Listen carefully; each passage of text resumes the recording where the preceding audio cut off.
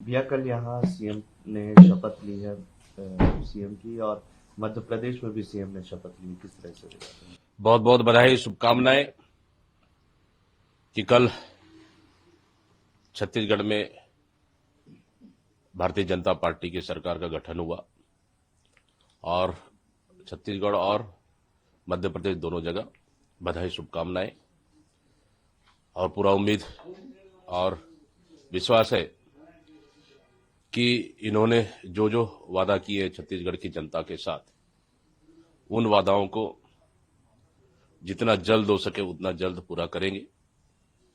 इन्हीं आशा के साथ बधाई और शुभकामनाएं। कैबिनेट की बैठक भी है आज भी, धान खरीदी, अन्य कई मुद्दों पर फैसला लिया जा सकता है। मुद्दा बना के उस पर भी जो है मुहर लगेगी, ऐसा उनका दावा है।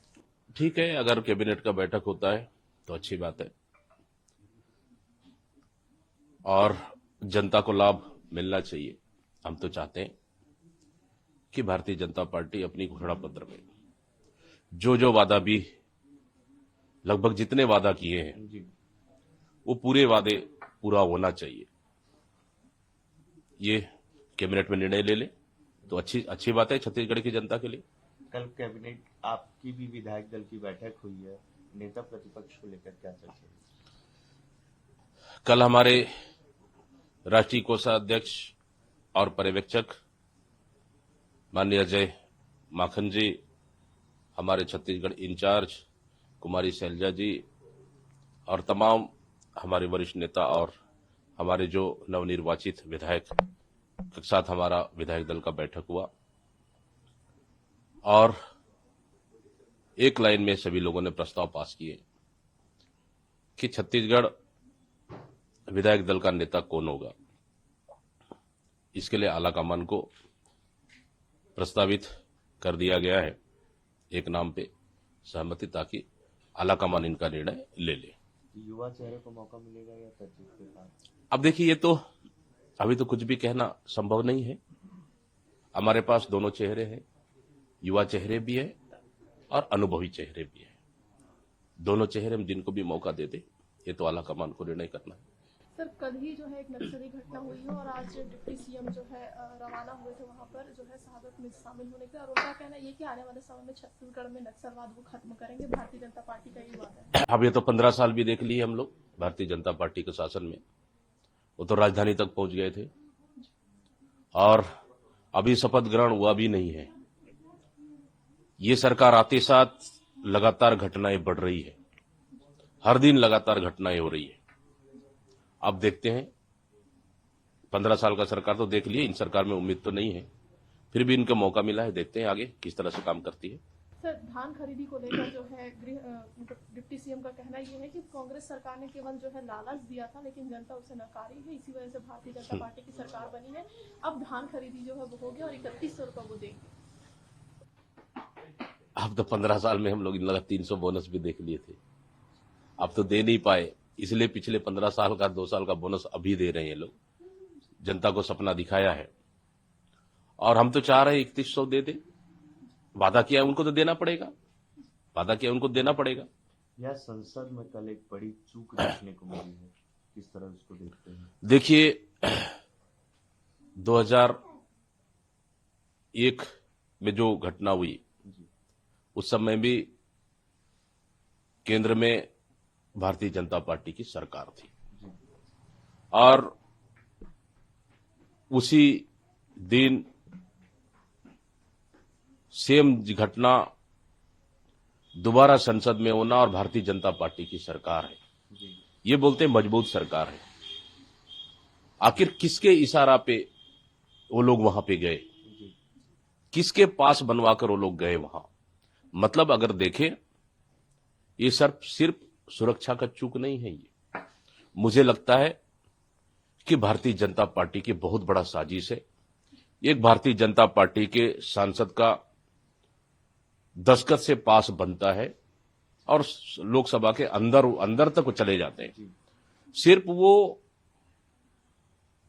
एक कलर स्मोक ही नहीं, मैं समझता हूं इसके जगह कोई अगर जहरीली स्मोक होता, गैस होता, तो पूरे सांसद को मैं समझता हूं ये कहीं न कहीं मारने का साजिश रचा गया था और भारतीय जनता पार्टी इसमें उनके सांसद कहीं न कहीं शामिल हैं। इसमें बिल्कुल जांच होना चाहिए और भारतीय जनता पार्टी की सरकार जिस तरह से मजबूत सरकार कहती है, इससे संसद के अंदर जितनी सुरक्षाएं हैं, देश में कहीं इतनी सुरक्षाएं नहीं है। इतने सुरक्षाओं के बीच में वहां पहुंचना प्रश्न चिन्ह खड़ा करता है इस मजबूत सरकार को।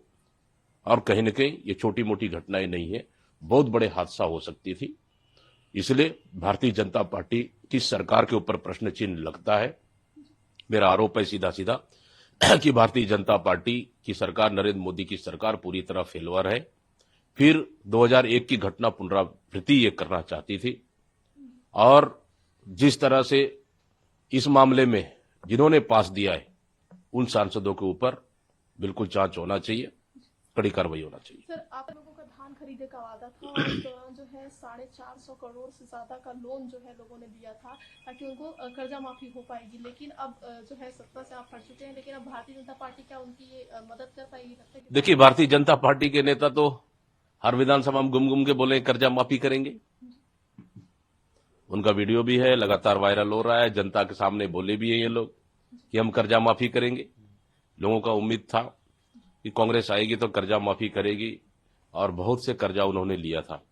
अभी देखते हैं, भारतीय जनता पार्टी के चुनाव जीतने के लिए तो हर हथकंडे अपनाए हैं, तो यह कर्जा माफी भी कर देते तो बहुत अच्छी बात है, नहीं तो इनका तो जनता माकूल जवाब देगी। मध्य प्रदेश में सीएम ने कुर्सी संभालते ही महत्वपूर्ण फैसले लिए हैं। लाउड स्पीकर पर नियंत्रण करने को कहा है और खुले में मांस बिक्री पर रोक लगाने की बात कही है। अब देखिए, ये तो उनका निर्णय है, उनको राज्य में किस तरह से सरकार चलाना है, किस तरह से व्यवस्थित करना है, उनका निर्णय है। मुझे इस पे कुछ नहीं कहना है। 6 बार शपथ ग्रहण समारोह छत्तीसगढ़ में हुए हैं, जिसमें 3 बार डॉक्टर रमन सिंह ने शपथ लिया है और साथ ही भूपेश बघेल जी ने और इसके पहले अजीत जोगी जी ने। लेकिन कभी भी संतों का जो मौजूद है वो मंच पे नहीं दिखा, लेकिन कल का जो शपथ ग्रहण समारोह है उसमें संत पूरे मौजूद थे, एक पूरा मंच उनके लिए तैयार किया गया था। तो संतों की मौजूदगी क्या इशारा करना चाह रही है? देखिए, क्या भारतीय जनता पार्टी राजनीति करने में माहिर है। ये हर जगह कहीं न कहीं चाहे शपथ ग्रहण हो, चाहे सामाजिक मंच हो, कहीं न कहीं हो, तो उनको राजनीति करना है, तो राजनीतिक संदेश देना चाह रहे थे। तो ये भारतीय जनता पार्टी का एजेंडा है, वो तो सब समझ रहे हैं, सब जान रहे हैं। केंद्रीय मंत्री अनुराग ठाकुर ने कहा कि जब जवाहरलाल नेहरू प्रधानमंत्री थे तब जम्मू कश्मीर में भारत ने 45,000 सैनिकों को खोया है। तो अभी कौन सा जम्मू कश्मीर में सुरक्षित है? लगातार आतंकी हमले हो रहे हैं, लगातार घटनाएं हो रही है। ये लोग तो 370 हटने के बाद बड़े बड़े दावे किए थे कि घटनाएं नहीं होगी, लेकिन जिस तरह से लगातार घटनाएं हो रहे हैं, केंद्र सरकार इसको रोकने में पूरी तरह से विफल हो चुकी है। ये लोगों को जानकारी मिल रही कि बहुत सारे प्रत्याशी जो है वो आभार व्यक्त करने के अपने अपने क्षेत्रों में जा रहे हैं, चाहे चुनाव हार भी है।